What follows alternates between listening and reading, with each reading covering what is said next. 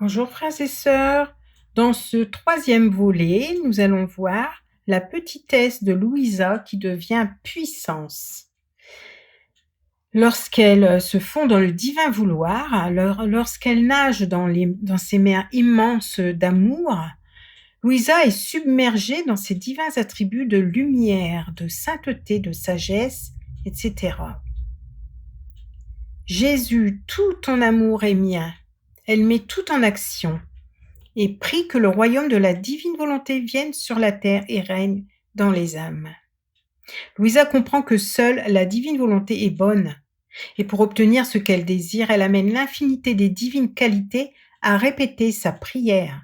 Sa petitesse devient ainsi puissante, enrichie des attributs de Dieu comme s'ils étaient siens. Cela lui confère une beauté si charmante que la Trinité en est ravie et accepte de faire ce que veulent ensemble les trois personnes divines et Louisa. En fait, elle devient l'écho de la Trinité et ne sait plus rien dire ni demander, si ce n'est que la volonté divine se répand dans toutes choses et forme une volonté unique avec toutes les créatures de Dieu. En faisant ces rondes, son esprit s'arrêtait tour à tour aux divers actes de la divine volonté pour admirer soit la beauté, la puissance ou l'immensité ou les autres attributs de la volonté créative dans ses œuvres.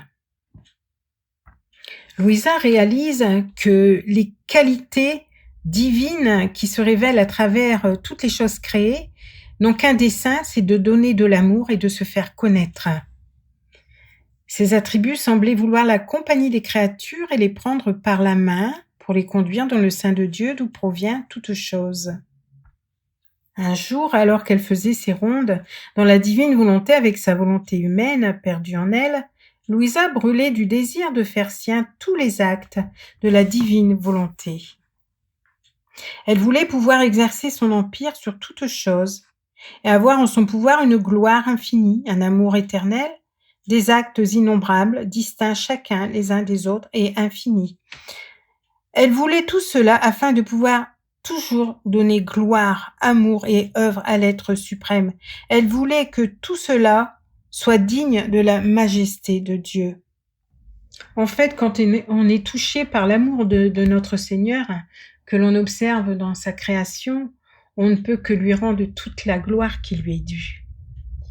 Alors Jésus donne à Louisa une leçon sur la prière. « Ma fille bien-aimée, tu dois savoir que lorsqu'une âme prie sans cesse, donc vraiment une prière constante, pour obtenir un bienfait, elle acquiert la capacité de posséder ce bienfait.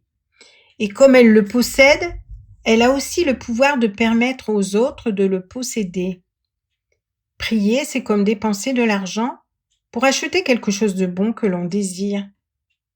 La prière produit l'estime, l'appréciation et l'amour dont on a besoin pour posséder.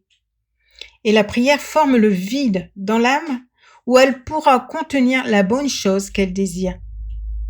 Sinon, si je veux la lui donner, dit Jésus, elle n'aura pas d'endroit où la conserver. Donc la prière, c'est vraiment la condition première pour obtenir un bien.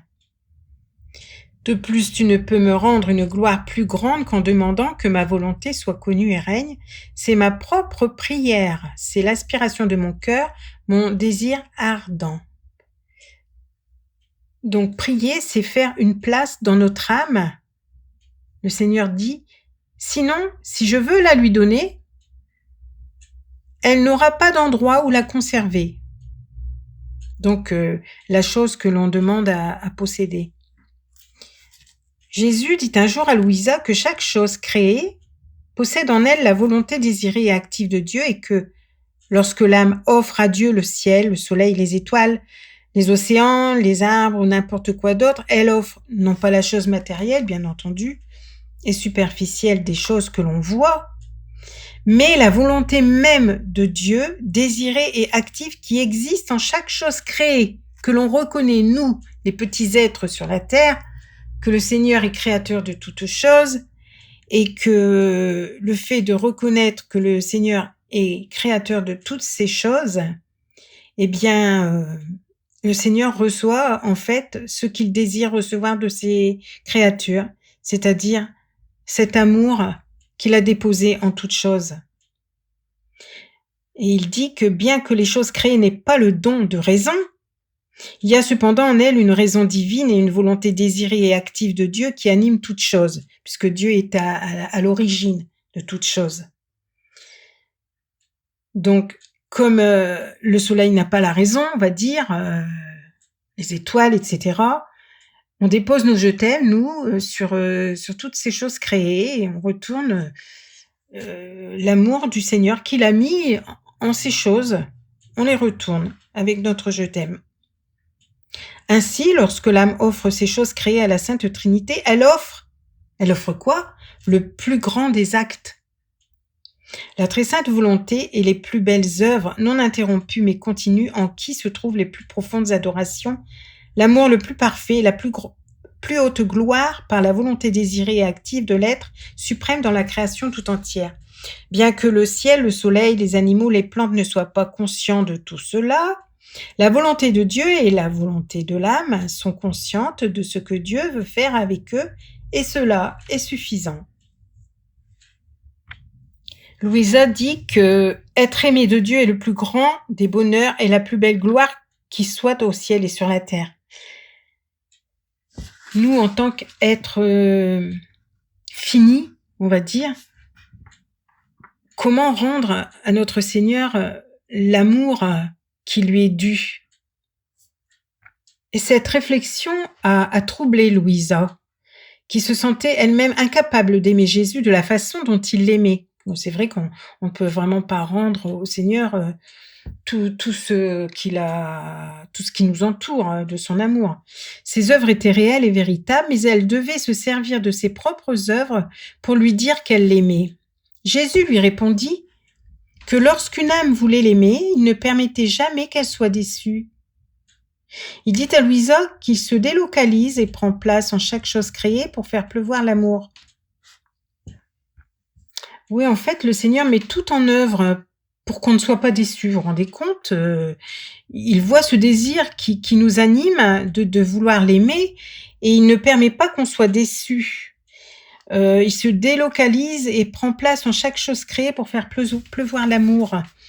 Il prend place dans l'âme qu'il aime et lui accorde le don de faire pleuvoir de l'amour sur lui. Oh, il est l'être et le mouvement. Il dit que l'amour même qu'il lui a donné devient son propre amour et qu'elle peut à juste titre lui donner cet amour tout comme s'il lui appartenait en propre. Et Jésus ne prête pas attention au fait que cet amour venait d'abord de lui. Il regarde si l'âme veut l'aimer comme il aime lui-même et si elle voudrait faire ce qu'il a fait pour elle, si elle le pouvait. Il est très heureux de lui dire qu'elle l'a aimé comme il l'a aimé. C'est incroyable. Le Seigneur ne calcule pas, il ne regarde pas que l'amour qu'on lui retourne, c'est son propre amour, puisqu'il est à l'origine de tout. Mais il regarde notre intention de lui retourner tout cet amour. Puis Jésus lui rappelle qu'il a créé l'univers tout entier pour en faire don à l'humanité, qu'il est resté en chaque chose créée. Il est resté en chaque chose créée, pour faire pleuvoir l'amour sur les âmes. Celles qui reconnaissent ce grand don de l'amour divin font leur, ce don, et cette pluie d'amour. On s'approprie, en fait, ce don et cette pluie d'amour. Lorsque les âmes rendent tout cela à Dieu, pour rendre donc à Dieu, c'est pas pour nous, avec notre être tout entier, la Trinité se sent aimée d'un amour égal et vaincue par ses âmes. C'est inouï, vraiment inouï. Par conséquent, faisant leurs rondes, donc c'est toujours l'intérêt de faire les rondes, la grandeur des rondes, ces âmes aiment le Créateur en chaque chose créée, et elles aiment Jésus dans sa conception, sa naissance, ses pleurs d'enfant, en chaque souffrance et en chaque goutte de sang, et en tout le reste de sa vie. Bien entendu, quand on fait les 24 heures de la Passion, on peut dire vraiment dans chaque moment, dans chaque heure, combien on peut aimer notre Seigneur, puisqu'on est fondu dans son divin vouloir. Lorsque également on fait les méditations du rosaire, On va rejoindre le Seigneur là où il est, hein, de sa naissance jusqu'à sa mort, jusqu'à son percement de cœur. Cette fontaine de miséricorde infinie, cet amour insondable. S'abandonnant dans la suprême volonté, Louisa parcourait le firmament des cieux qui sert de voie aux habitants du ciel et de dôme sur la tête des âmes pèlerines sur la terre. Et elle unissait ceux d'en haut en volonté et en amour avec ceux d'en bas sur la terre.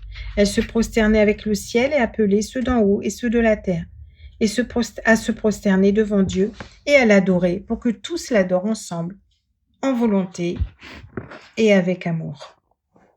En fait, il s'agit là de la communion du ciel avec la terre. Comme il est dit dans la prière du Notre Père, que ta volonté soit faite sur la terre comme elle est faite au ciel. Quand on est fondu dans le divin vouloir, quand on prie, quand on retourne l'amour qui est dû à la Sainte Trinité, voilà, on réjouit le cœur de notre Dieu.